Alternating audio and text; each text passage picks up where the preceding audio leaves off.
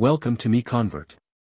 In this tutorial, I will show you how to convert RFA files to STP format, completely free and online. Open your browser and search for RFA to STP MiConvert.com. Click on the first result to go straight to the converter.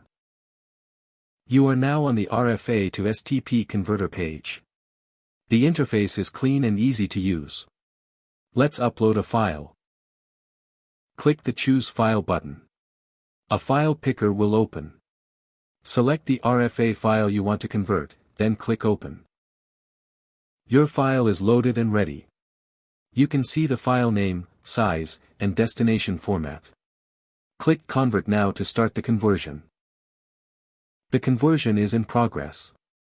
You can see the progress bar moving. This usually takes just a few seconds. Done. Your file has been successfully converted. Click Download to save the STP file to your computer.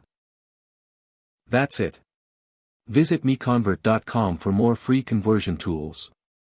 Subscribe for more tutorials. Thanks for watching.